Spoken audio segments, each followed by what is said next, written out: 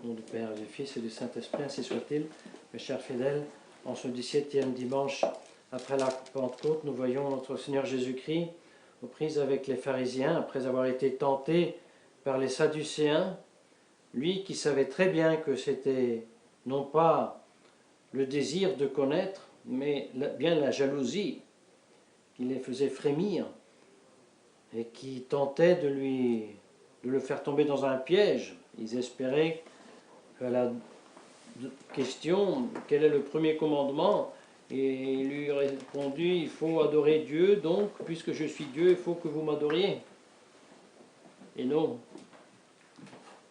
Et Jésus-Christ, avec une mansuétude, une longanimité, une humilité, une charité,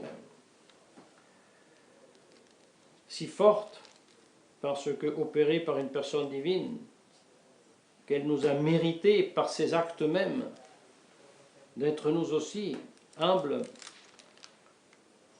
longanimes, mansuets et charitables, n'est-ce pas? Il supporte, attend, répond et ajoute à la réponse et même continue avec une question de sa part à son tour aux pharisiens.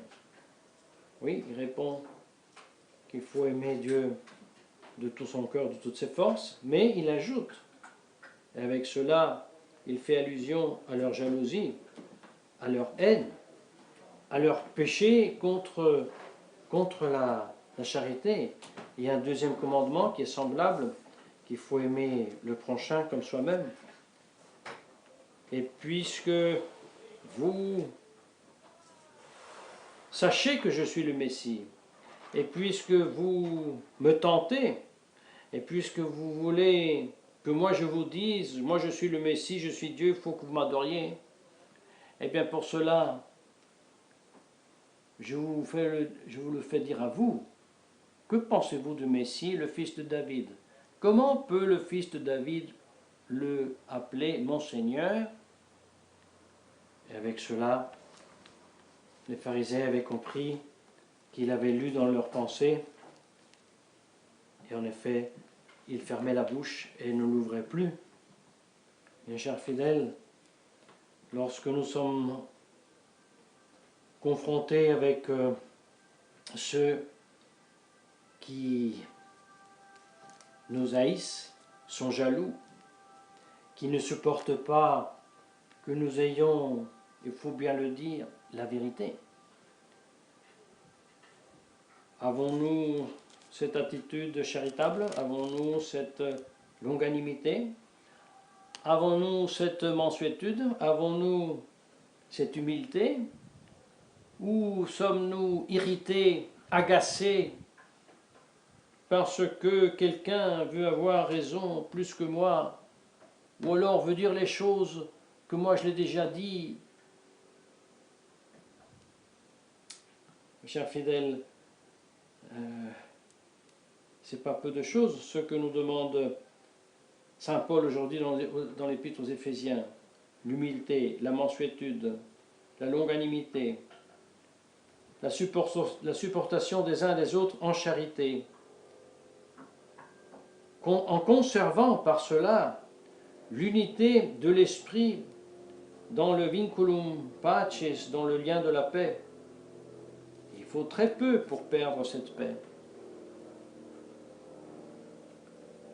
Après avoir décrit, mes chers fidèles, cette perfection, il faut bien dire, il assigne, pour ainsi dire, la cause, l'origine de cette perfection, qui est le seul corps et le seul esprit et la seule espérance à laquelle nous avons été appelés. Mais quel corps, quel esprit, quelle espérance, quelle vocation? D'où vient-elle? Où est-elle? Puis-je la voir? Puis-je le voir, ce corps? Est-ce que je peux voir tout cela? Eh bien, saint Paul nous répond. Un seul Seigneur, une seule foi, un seul baptême. Oui, cette foi, je peux la voir. Ce corps, je peux le voir. Où est-il? Où puis-je le voir? Là où ce seul Seigneur, cette seule foi et ce seul baptême est professé et administré. Voilà le passage de la Sainte Écriture, bien chers fidèles, qui est cité et qui est le grand argument pour l'unité dans l'Église. Unam sanctam catholicam et apostolicam. Une dans le seul Seigneur, dans la seule foi, dans le seul baptême. Oui, disent les autres, c'est pas aussi simple parce que d'autres disent que l'unité, c'est dû à l'autorité. Bien sûr que c'est dû à l'autorité. Mais l'autorité gère, l'autorité défend, l'autorité commande. Quoi? Cette foi et ce baptême, cette seule foi et ce seul baptême. Alors, où sont ceux qui se déchirent les vêtements en disant « Comment peut-on connaître l'Église visible? Comment peut l'abbé Abramovitch se permettre de dire que Vigano contredit la visibilité de l'Église ?» Comment? Non pas l'abbé Abramovitch, quiconque a étudié son catéchisme, a fait sa première communion, a fait sa confirmation, connaît les notes de l'Église. C'est que c'est visible, ce corps, parce que je reconnais et je distingue quelle est la foi catholique de celle qui ne l'est pas. Je distingue la très sainte Vierge Marie de la Pachamama. Je distingue le Dieu un et trine de l'invention diabolique de Allah. Ou je ne le distingue pas, alors je suis un animal. Et cette distinction fait si que je peux reconnaître quelle est l'Église visible du Christ. Oui, mais l'Évangile dit « Ne jugez pas pour ne pas être jugés ». C'est très vrai. Mais nous ne devons pas juger les personnes, mais je dois juger qui professe la profession de Allah, je dois la juger pour la distinguer de la profession du Dieu seul, un et trine. Je ne juge pas la personne, je juge ce qu'il dit. Je crois en un seul Dieu, Père, Fils et Saint-Esprit. Je juge positif, mais je n'ai pas jugé la personne, j'ai jugé que ce qu'il a professé, c'est vrai. Le seul Dieu est Allah, je juge négatif, ce n'est pas le vrai Dieu. Est-ce tellement compliqué? Et cette première vérité, qui a son fondement dans ce passage de Saint Paul, fait si que si je ne crois pas, si je ne professe pas la foi, ou si au lieu de professer le Dieu trine, je professe Allah, et ne vous trompez pas, comme disent certains traditionnalistes, oui, mais les modernistes, on ne peut pas les accuser parce qu'ils ne savent pas ce qu'ils disent, ils disent tous le contraire et le contraire de tout, parce qu'eux, ils professent et le Dieu trine et Allah. Non, je réponds, celui qui professe et le Dieu trine et Allah, il nie le Dieu trine et Allah est unique. Donc, inutile de tourner en rond et de penser pouvoir échapper au devoir de constater que cet écuménisme du Concile Vatican II, avec sa liberté religieuse, avec sa pratique religieuse aussi, qui ensuite a son début très public à l'Assise, mais il y avait des réunions avant et après, et qui par conséquence a une nouvelle foi, et qui par conséquence a aussi des nouveaux sacrements, qui se révèlent de plus en plus, avec plus de clarté, pour ce fait même que les conditions nécessaires pour qu'ils soient efficaces et valides n'y sont plus. Donc il y a autrefois d'autres sacrements, et pour cela aussi une autre hiérarchie, d'autres personnes. Ce n'est pas le corps visible du Christ. Me direz-vous, pourquoi toute cette dispute? Pourquoi le rappeler depuis quelques dimanches tous les jours et tous les dimanches? Eh bien, je dis pourquoi. Parce que si je veux être humble, si je veux vivre dans la mansuétude, si je veux vivre dans la longanimité, si je veux supporter moi-même comme mon prochain, si je veux rester uni par le lien de la paix dans la charité, eh bien il faut que je reçoive, que je puise cette vie dans le corps mystique qui est l'Église. Et ce qui me donne accès à cela, c'est la foi catholique et les sacrements. C'est là que je puise cette vie que ne me donnent pas les sacrements modernes et que ne me donne pas la foi moderne. Même s'il est empaqueté sous un emballage extérieur du soi-disant rite antique. Non.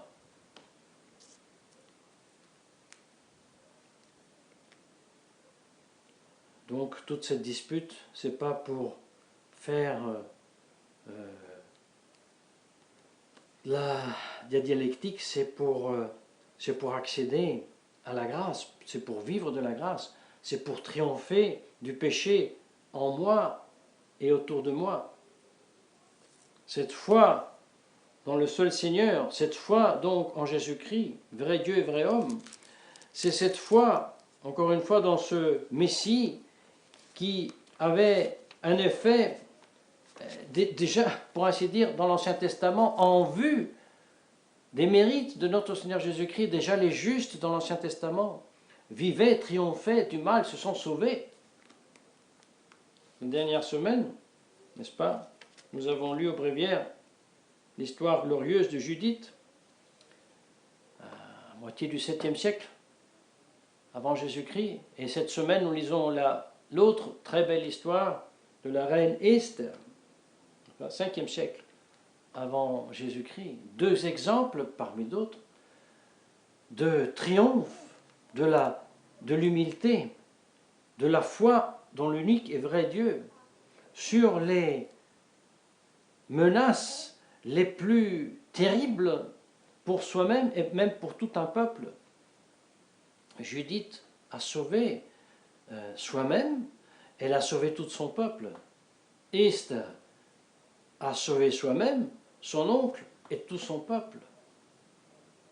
Il est beau de parcourir les deux histoires de ces grandes femmes pour prendre leçon.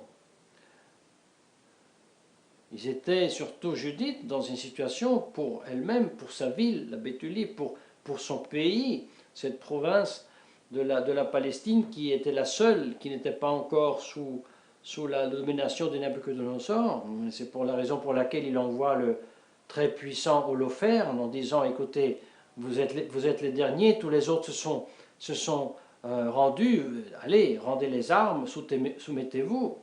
Et les grands prêtres étaient déjà prêts à le faire. Et Judith, femme de Dieu, qui vivait plus de pénitence et de prière que d'autres, le reproche, leur incrédulité. Mais que veux-tu, cher enfant, que nous n'avons plus d'eau, qui nous ont coupé l'eau, nous sommes ici dans la ville et nous mourrons tous de soif. Eh bien, attendez, autres 3-4 jours. Et dans ces 3-4 jours, nous connaissons l'histoire, elle pénètre le camp adversaire, elle entre dans les grâces de l'Holoferne, elle reçoit la liberté d'aller même de nuit où elle veut, de prier qui elle veut, etc. Eh bien, lorsque c'est le moment, n'est-ce pas, elle se trouve toute seule au chevet de son potentat qui est mort de ivresse presque.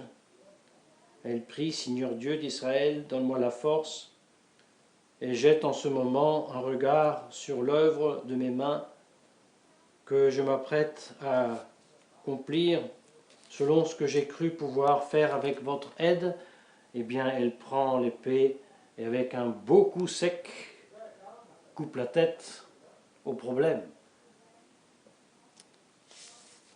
Elle délivre un peuple tout entier, et non seulement. La panique fait si que le peuple prend tout le bottin, et est 3 fois plus riche qu'avant, mais ça veut dire quelque chose pour ce peuple. Eh bien, similement Esther, n'est-ce pas, qui délivre son peuple. Et nous devons imiter ces exemples. Nous n'avons pas le droit de nous laisser aller au désespoir, à la tristesse, au chagrin devant ce qui est en train de se passer dans le monde, dans la peur qu'on nous mettra le chip, on nous mettra une seringue qui nous tue. Mais ce n'est pas vrai. Non que ce ne soit pas vrai qu'il y a une conjure, et elle est bel et bien, cette conjure. Non qu'il ne soit pas vrai que les Bill Gates et compagnie veulent tuer une grande partie de l'humanité. Ça, c'est très vrai.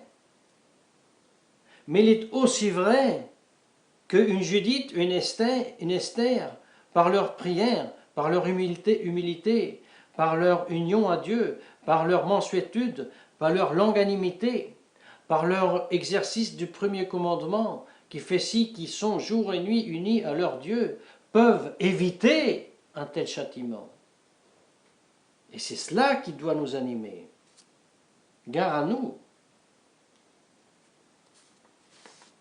Mais pour être animé, il faut avoir une âme. Et dans cette âme, il doit être la vie.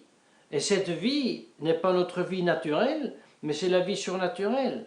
Elle nous vient de la vraie foi et des vrais sacrements, administrés par la vraie Église visible de Christ. Mais si nous entêtons encore de continuer à vouloir dire que la fausse Église est la vraie, alors nous finirons par nous-mêmes de nous couper les vivres. Et cela coupablement, par une prudence de la chair qui pense qu'on puisse chasser le moderniste en déclarant qu'il est catholique. Non.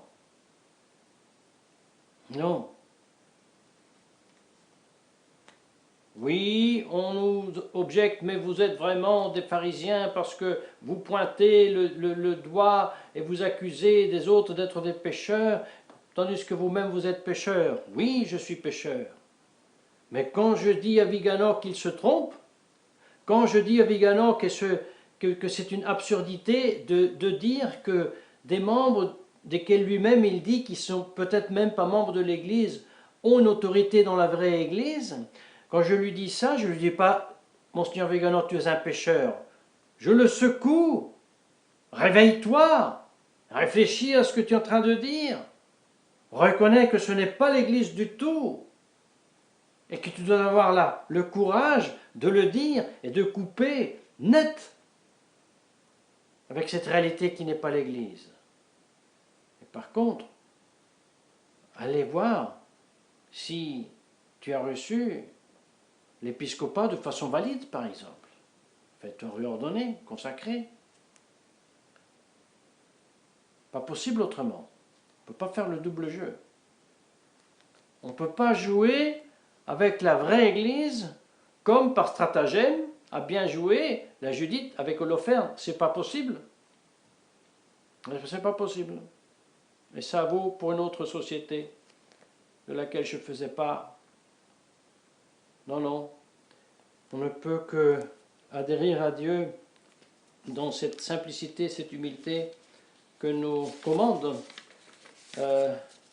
Saint Paul et qui nous vient de la foi et des sacrements, raison pour laquelle nous voulons la défendre et les défendre, ces sacrements, et pour cela nous implorons l'intercession de la très sainte Vierge Marie, au nom du Père et du Fils et du Saint-Esprit, ainsi soit-il.